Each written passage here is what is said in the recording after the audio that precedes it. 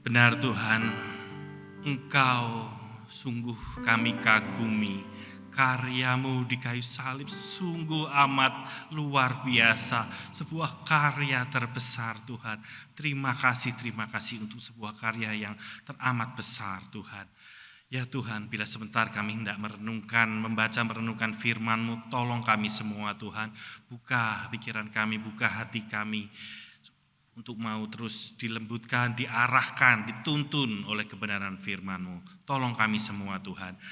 Tolong juga untuk hamba-Mu yang akan menyampaikan firman Tuhan. Tolong Tuhan urapi di tengah segala keterbatasan dan kelemahannya, Tuhan yang pimpin. Mau serahkan waktu untuk pemberitaan firman Tuhan ini hanya ke dalam tangan dan pemeliharaan-Mu saja. Terpujilah nama-Mu Tuhan. Di dalam nama Tuhan Yesus kami sudah berdoa. Amin. Selamat sore Bapak Ibu semua. Ya, bersyukur ya kita diberi kesempatan yang indah untuk boleh kembali lagi beribadah di tempat ini. Sungguh kita patut bersyukur, menghargai atas undangan, panggilan dari Tuhan ini untuk kita boleh beribadah, berkumpul di tempat ini. Tema yang akan kita renungkan pada sore hari ini adalah pekerjaan sebagai pelayanan. Pekerjaan, sebuah tema yang sangat erat, sangat dekat di dalam kehidupan kita sehari-hari. Dari sebuah survei yang saya pernah baca, diketahui bahwa manusia rata-rata menghabiskan 1/3 dari hidupnya untuk bekerja. Bekerja merupakan sesuatu yang tidak terpisahkan di dalam kehidupan manusia.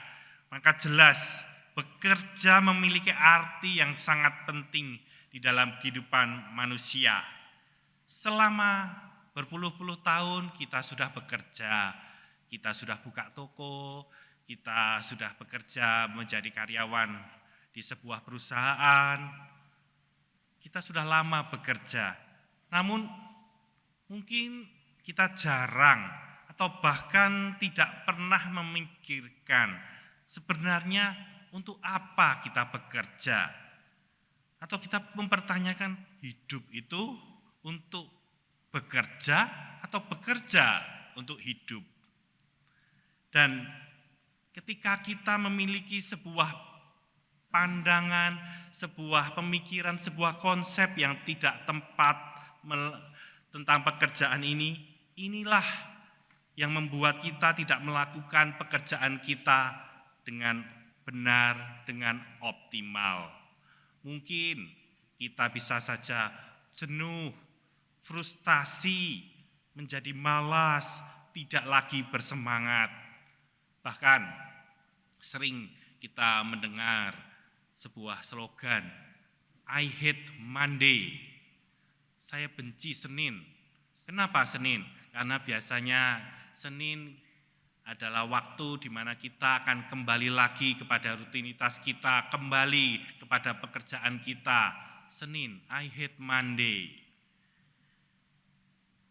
Ketika saya mencoba bertanya kepada beberapa orang, saya bertanya, mengapa Anda bekerja? Ada beragam jawaban yang saya dapatkan. Mengapa Anda pergi bekerja setiap hari? Ada yang menjawab, supaya saya dapat bayaran, Pak. Saya punya anak istri yang harus saya kasih makan, Pak. Saya mau kerja supaya saya jadi orang kaya. Saya mau kerja keras agar bisa pensiun dini. Dan yang terakhir, saya berhutang, Pak. Saya punya hutang.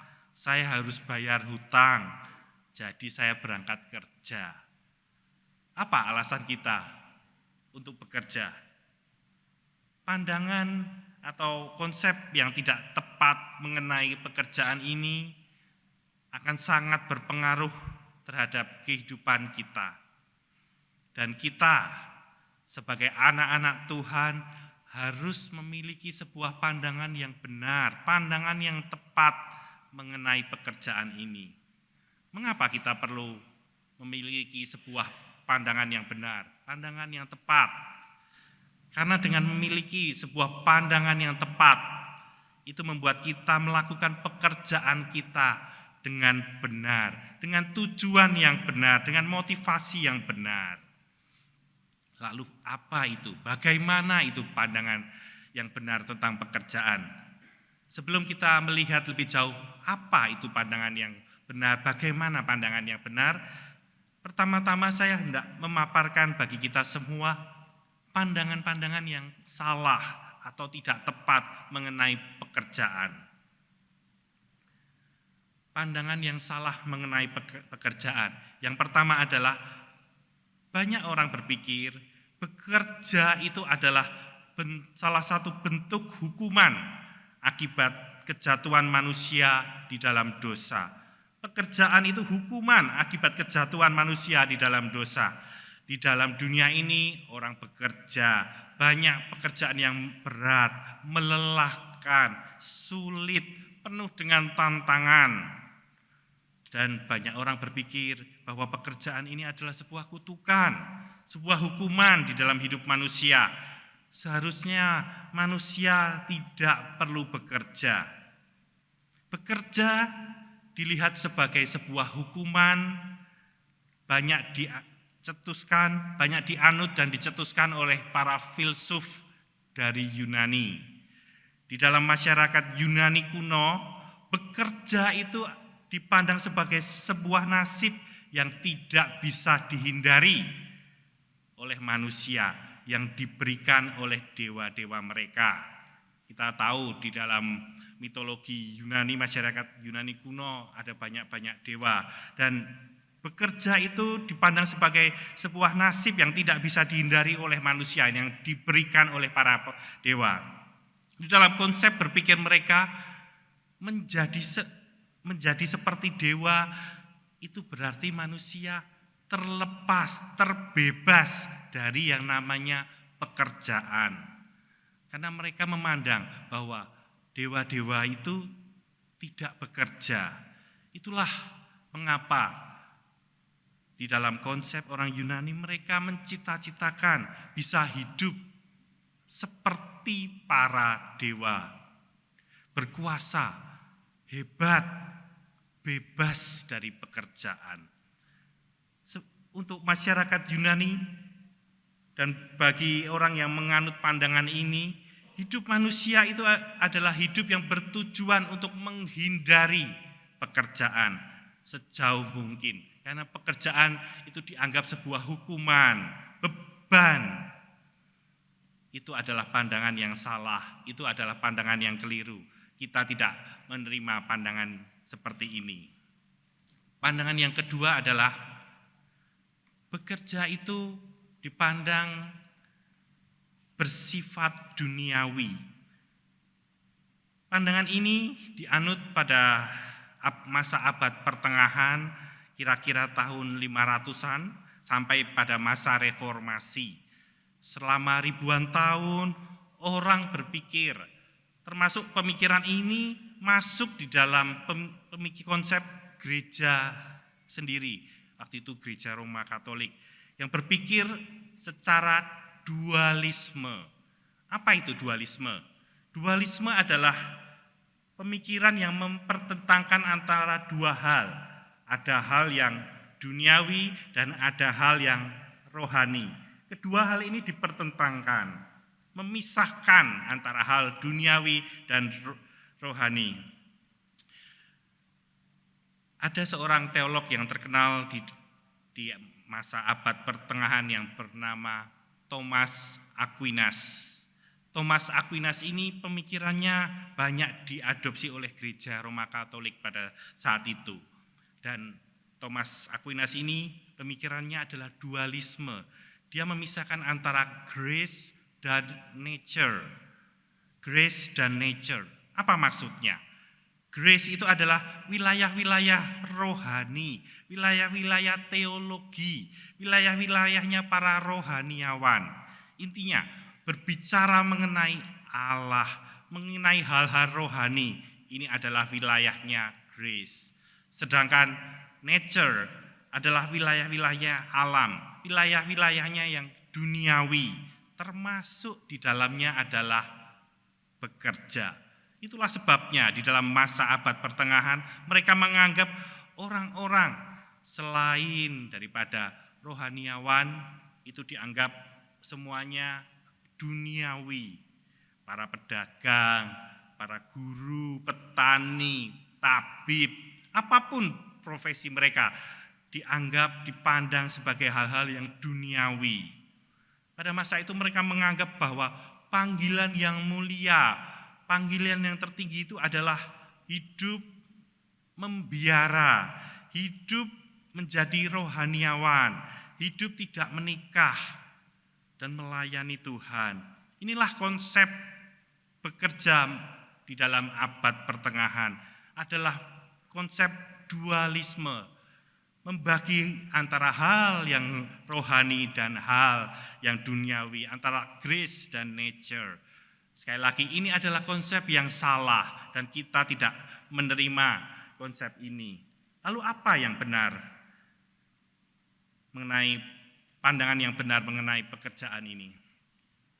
Keharusan manusia bekerja berkaitan erat dengan perintah Allah sendiri untuk memenuhi bumi dan menaklukkannya di dalam Kejadian 1 ayat 28.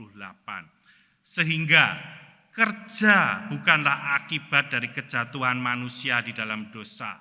Allah memerintahkan manusia untuk bekerja itu di dalam Kejadian 1, dan kejatuhan manusia itu ada di Kejadian 3.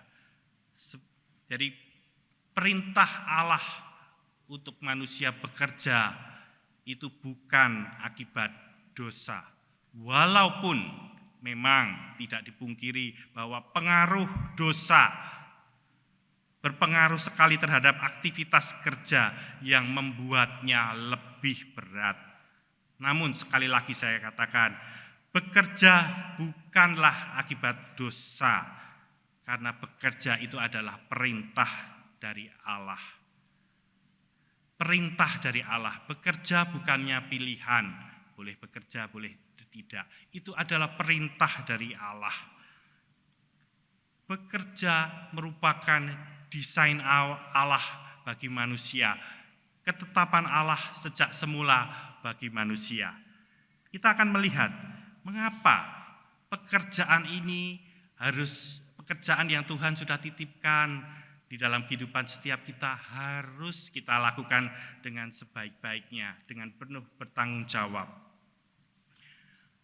Kita akan melihat bahwa Allah kita adalah Allah yang terus bekerja. Allah itu pekerja dan Dia terus bekerja. Kejadian pasal 1 menggambarkan bagaimana Allah menciptakan langit dan bumi. Allah bekerja, Allah kita adalah Allah pekerja, bukan Allah yang nganggur seperti konsep-konsep orang Yunani.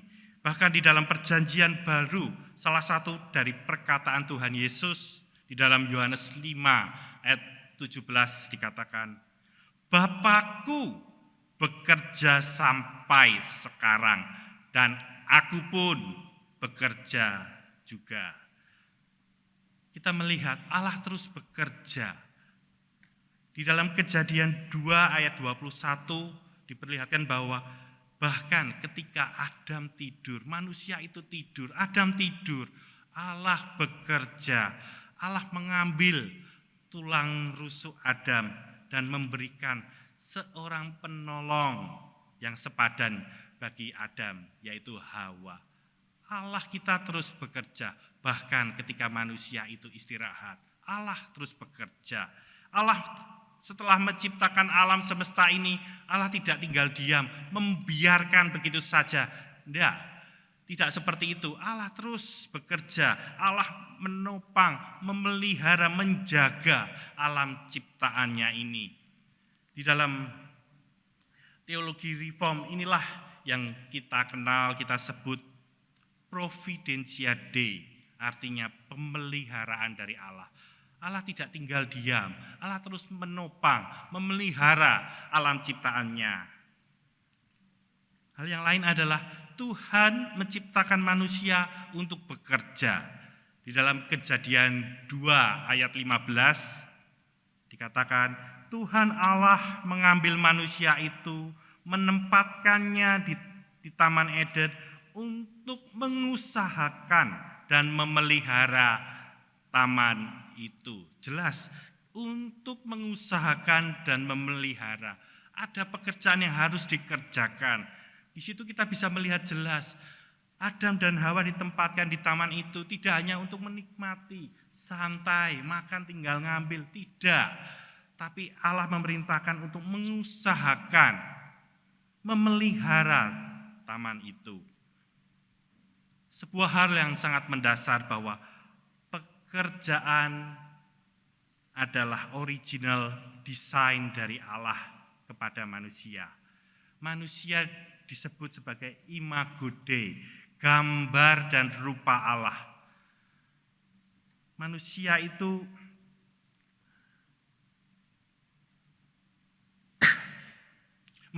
diciptakan sebagai pekerja, memperlihatkan bahwa Allah adalah penciptanya itu juga terus bekerja sampai pada saat ini.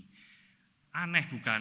Ketika Allah yang adalah bekerja dan terus bekerja menciptakan kita sebagai ciptaannya ini justru tidak mau bekerja santai-santai.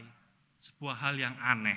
Allah kita terus bekerja dan Allah sang pekerja itu terus memerintahkan kita untuk melakukan pekerjaan, mengusahakan, memelihara taman itu.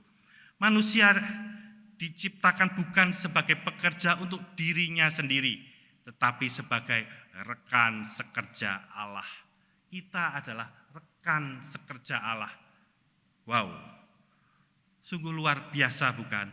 Anda dan saya diundang untuk berbagian di dalam pekerjaan Allah yang besar ini. Sungguh luar biasa. Ketika saya coba membayangkan, jangankan presiden ya, kita diundang oleh wali kota saja untuk ambil bagian di dalam sebuah proyek, kita rasanya, wah wali kota minta kita boleh ambil bagian di dalam proyek itu, wow luar biasa. Ini lebih dari wali kota, lebih dari presiden. Dia Allah, pencipta alam semesta, mengundang Anda dan saya untuk menjadi rekan kerjanya, berbagian di dalam pekerjaannya yang besar ini. Sungguh sebuah hal yang luar biasa. Bekerja itu kita sedang mengimitasi Tuhan, meniru Allah kita yang terus bekerja. Istilah kerja di dalam bahasa Inggris, pekerjaan atau kerja di dalam bahasa Inggris itu bisa digunakan beberapa kata. Kita bisa menyebutkannya work, bisa job, employment, working, occupation, dan vocation. Di antara beberapa kata yang bahasa Inggris itu, kata vocation memiliki arti yang sangat menarik. Kata vocation sendiri berasal dari bahasa Latin. Bahasa Latin vocare. Apa itu vocare? Vocare itu artinya memanggil. Sebenarnya di dalam pekerjaan terdapat makna panggilan. Bekerja adalah sebuah panggilan hidup. Lalu ketika kita mengerti bahwa pekerjaan itu adalah panggilan hidup, siapa yang memanggilnya? Tentu kita bisa dengan mantap dan menjawab jelas, Allah sendiri yang memanggil kita untuk bekerja. Dialah pencipta kita yang memanggil kita untuk bekerja bagi kemuliaannya. Bagaimana kita seharusnya memandang pekerjaan kita? Bekerja bagi seorang yang percaya merupakan sebuah mandat dan panggilan dari Allah yang harus dilakukan dengan segenap hati dan bertanggung jawab kepada Allah. Jemaat, mari kita buka surat Kolose 3 ayat 23. Surat Kolose 3 ayat 23. Kolose 3 ayat 23, saya akan membacakan bagi kita semua. Apapun juga yang kamu perbuat, perbuatlah dengan segenap hatimu seperti untuk Tuhan dan bukan untuk manusia. Itu versi terjemahan baru. Di versi yang lain, bahasa Indonesia masa kini, saya akan bacakan juga. Pekerjaan apa saja yang diberikan kepadamu, hendaklah kalian mengerjakannya dengan sepenuh hati, seolah-olah Tuhanlah yang kalian layani dan bukan hanya manusia. Ayat ini sangat jelas, sederhana. Apapun juga yang kamu perbuat, itu meliputi apapun yang kamu lakukan, apapun yang kamu kerjakan. Lakukanlah segala sesuatunya untuk Tuhan dan bukan untuk manusia. Di dalam kata lakukan di Kolose 3 ayat 23 ini, lakukan, perbuatlah, lakukan itu memiliki bahasa asli yang artinya sangat mendalam. Memiliki arti meliputi apapun yang sedang engkau perjuangkan, apapun yang sedang engkau bangun. Lakukan semuanya itu untuk Tuhan. Lakukan setiap pekerjaan kita, aktivitas kita, semuanya lakukan semuanya untuk kemuliaan nama Tuhan. Namun, banyak orang Kristen memiliki konsep yang keliru. Mereka merasa melakukan segala sesuatu untuk Tuhan hanya di waktu-waktu tertentu dan di tempat-tempat yang tertentu saja. Melakukan segala sesuatunya untuk Tuhan hanya di waktu-waktu tertentu dan di tempat tertentu saja. Contohnya, ketika mereka datang seminggu sekali ke gereja, mereka merasa melakukan itu untuk Tuhan. Pertanyaannya, kalau di kantor, kalau di rumah, di toko, di kampus, kita melakukan semuanya itu untuk siapa? Banyak orang berpikir kalau di kantor, kalau di tempat usaha, di toko, di kampus, ya itu urusanku Tuhan. Tidak ada urusannya dengan Tuhan. Bahkan sebagian mereka berkata, Senin sampai Sabtu itu duniaku, milikku. Tuhan, jangan ikut-ikut ya. Kalau dalam usaha saya mau curang-curang dikit, ya enggak apa-apalah. Namanya kan juga usaha. Kalau enggak gitu, bagaimana kita bisa survive? Toh, semua orang juga melakukannya. Ya wajar. Nanti waktu hari Minggu, saya baru akan datang lagi kepadamu di gereja, beribadah, melayani Tuhan. Konsep-konsep seperti inilah sebuah konsep yang sangat salah, sangat keliru. Namun, celakanya, konsep yang keliru ini sangat banyak ditemui di dalam kehidupan orang percaya. Orang banyak memiliki konsep-konsep seperti ini. Kalau usaha tidak perlu melibatkan Tuhan, itu duniaku. Kalau aku bekerja itu duniaku. Biasalah pakai trik-trik. Kalau enggak seperti itu, mana bisa? Ini adalah sebuah konsep yang salah, konsep yang keliru. Bukan cuman ketika kita datang di tempat ini, setiap hari Minggu, kita datang beribadah Tuhan, kita memuji Tuhan, kita mengangkat tangan, kita bertepuk tangan, kita menjadi liturgis, kita menjadi pemain musik, kita menjadi kolektan, kita menjadi penyambut. Itu kita sedang melayani Tuhan. Benar, memang semuanya itu adalah bentuk-bentuk pelayanan.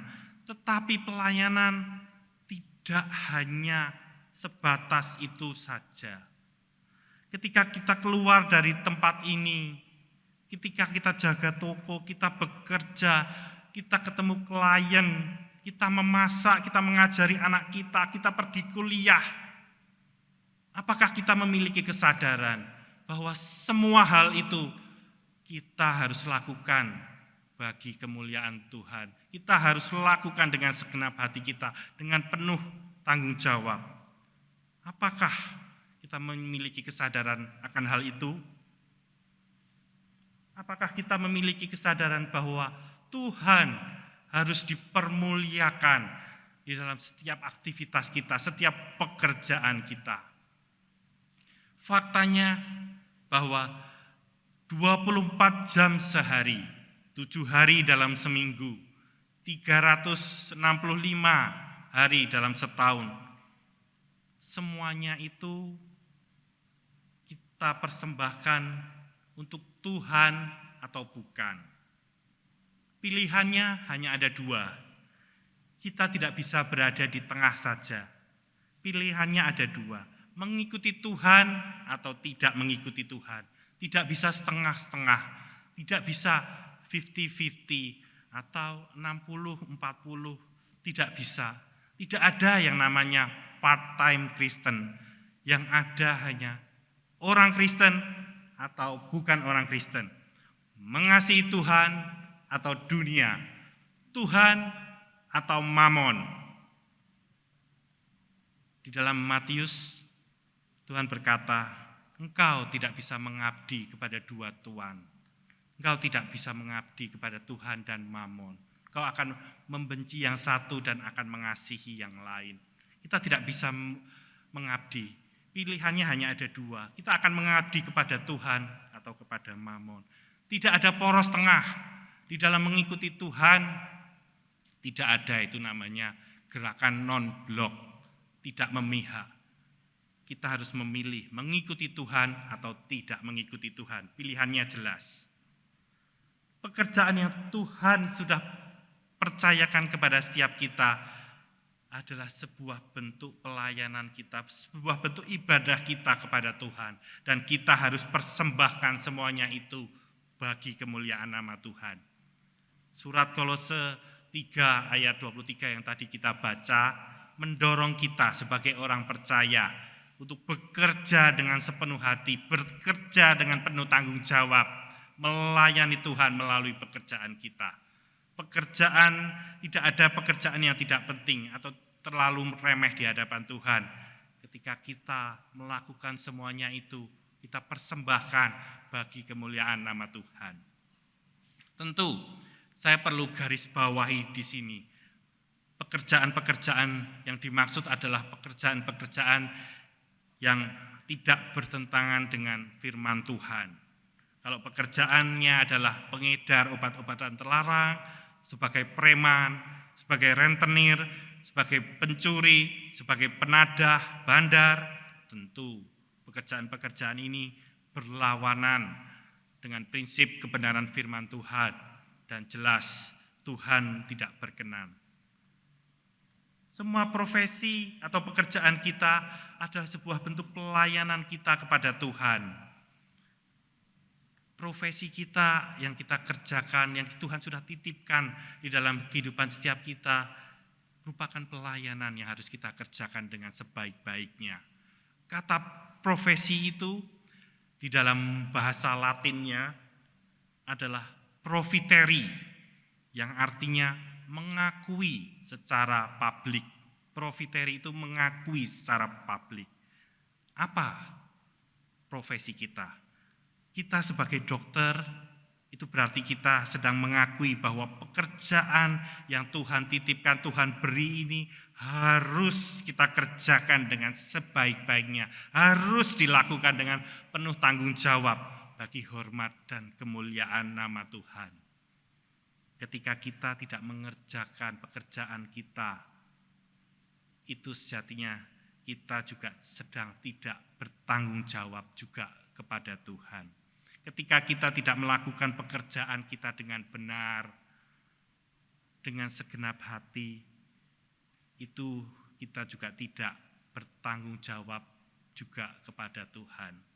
Jika Tuhan memanggil kita sebagai seorang petani, peternak, kita harus menjadi petani yang terbaik, peternak yang terbaik yang kita bisa. Dan permuliakan Tuhan melalui pekerjaan yang Tuhan sudah titipkan di dalam kehidupan kita. Lakukan semuanya itu dengan sepenuh hati. Ketika Tuhan memanggil kita di dalam sebuah pekerjaan atau panggilan tertentu, layanilah Dia melalui pekerjaan itu dengan sepenuh hati. Setiap orang percaya dipanggil oleh Tuhan untuk mengerti panggilan hidupnya masing-masing yang spesifik, yang unik itu. Tidak semua kita harus menjadi rohaniawan, full timer di gereja, tidak semua harus seperti itu. Kalau itu bukan panggilan kita, kita tidak perlu melakukannya. Ada yang di sini mungkin ada yang menjadi guru, ada yang menjadi petani, ada yang menjadi hakim, ada yang menjadi polisi, arsitek, bisnismen, sopir, lawyer. Semuanya itu adalah panggilan hidupmu. Kerjakan semuanya itu bagi kemuliaan nama Tuhan.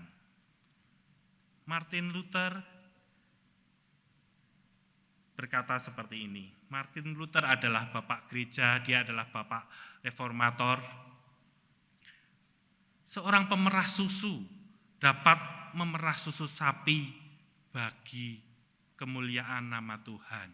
Tidak ada yang sepele, tidak ada yang remeh di hadapan Tuhan. Ketika kita melakukan segala sesuatu, kita persembahkan bagi kemuliaan nama Tuhan. Di dalam perjanjian lama, di kitab Yesaya, Allah sendiri digambarkan sebagai seorang tukang kebun, seorang kebun anggur. Israel itu digambarkan adalah kebun anggurnya. Yesus sendiri ketika dia belum terjun melayani, Yesus menjadi seorang tukang kayu sama seperti ayahnya Yusuf. Di setiap profesi yang kita kerjakan, kita lakukan, lakukanlah semuanya itu bagi kemuliaan nama Tuhan. Tidak ada yang sepele, tidak ada yang remeh di hadapan Tuhan. Lakukan semuanya itu, persembahkan semuanya itu bagi kemuliaan nama Tuhan. Suatu hari saya berkendara bersama seorang rekan dan anaknya yang masih kecil. Ketika saya berkendara dan kebetulan ada di persimpangan, di perempatan dan lampu merah. Ketika melihat di trotoar ada seorang tukang kebersihan, tukang sapu jalan. Melihat seperti ini, melihat tukang kebersihan ini, rekan saya berkata kepada anaknya seperti ini. Nak, kamu harus belajar yang rajin ya, supaya kamu tidak bernasib sama seperti orang itu. Ini adalah sebuah pemikiran yang keliru. Ini adalah sebuah pemikiran yang salah. Dengan berkata seperti itu, sejatinya sedang merendahkan pekerjaan dari tukang kebersihan itu. Mengapa tidak kita didik anak-anak kita dan kita ajar mereka? Nak, belajar yang rajin ya, supaya kamu sukses, supaya kamu berhasil, supaya jikalau kamu sukses, kamu dapat membantu lebih menyejahterakan orang itu dan bisa jadi berkat bagi banyak orang. Motivasinya bukan hanya untuk diri, kepentingan diri, aku, tetapi motivasinya adalah untuk jadi berkat dan nama Tuhan, biarlah nama Tuhan yang dipermuliakan. Saya akan menutup renungan pada malam hari ini dengan sebuah gambar. Bapak Ibu semua, silakan mencermati gambar ini. Apakah Bapak Ibu semua melihat ada sebuah hal yang janggal atau yang aneh di gambar ini? Coba dilihat dulu, apa ada hal yang aneh, ada hal yang janggal? Ada yang bisa memberitahu? Exit ya? Ada exit ya, ada tulisan exit ya. Terus Pak, ya betul.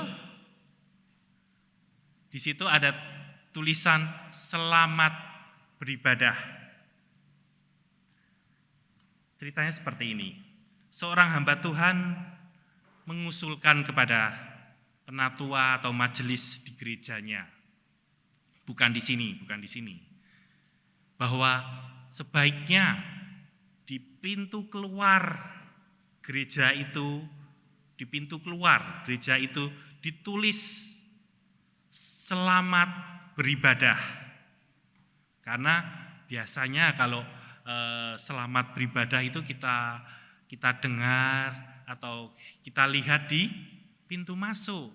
Ketika masuk, tadi mungkin Bapak Ibu semua datang tempat ini, ada penyambut yang berkata menyalami, selamat datang, selamat beribadah. Itu di pintu masuk, tapi ini pintu keluar. Selamat beribadah di pintu keluar loh. Apa artinya? Hamba Tuhan ini mengatakan bahwa ketika kita meninggalkan gedung gereja, meninggalkan gedung ini, itu sekaligus kita sedang memasuki ibadah yang lain. Ibadah di dalam seluruh kehidupan keseharian kita. Ketika kita pulang dari tempat ini, kita juga sekaligus sedang memasuki ibadah-ibadah yang lain. Di dalam pekerjaan kita, di dalam studi kita, keluarga kita, di dalam keseluruhan hidup kita. Dari ibadah kepada ibadah yang lain. Keseluruhan hidup kita, pekerjaan kita, merupakan pelayanan ibadah kita juga yang harus kita lakukan. Semuanya dengan segenap hati, semuanya dengan penuh bertanggung jawab, semuanya bagi kemuliaan nama Tuhan. Lakukan setiap profesi kita, pekerjaan yang Tuhan sudah titipkan di dalam kehidupan kita dengan bertanggung jawab.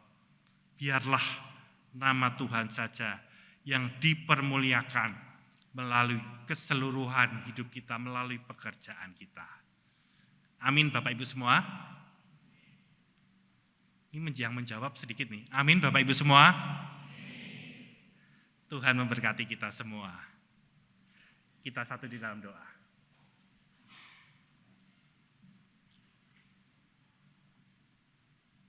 Terima kasih Tuhan untuk firman-Mu malam hari ini yang mengingatkan kami semua untuk mempersembahkan seluruh hidup kami hanya kepadamu Tuhan. Pekerjaan kami yang kami lakukan sehari-hari, biarlah itu merupakan bentuk pelayanan kami, bentuk ibadah kami kepadamu Tuhan. Kami mau melakukan semuanya itu dengan penuh tanggung jawab. Dengan segenap hati kami, biarlah nama Tuhan saja yang dipermuliakan. Tolong Tuhan, mampukan kami semua. Ampuni kami Tuhan, jikalau selama ini kami mengerjakan pekerjaan kami dengan pemikiran yang salah, konsep yang salah. Kami melakukan semuanya itu hanya bagi kami dan kami, motivasinya hanya bagi kami. Tapi malam hari ini kami ditegur. Kami mau melakukan semuanya itu bagi kemuliaan nama Tuhan. Tolong kami semua Tuhan. Ya Tuhan, hamba-Mu berhenti berbicara, tapi biarlah firman-Mu terus berbicara di dalam hati kami. Mengingatkan kami terus, menuntun kami selalu. Terima kasih Tuhan, terpujilah nama-Mu. Hanya di dalam nama Tuhan Yesus Kristus kami ucap syukur dan berdoa. Amin. Saya kembalikan kepada liturgis.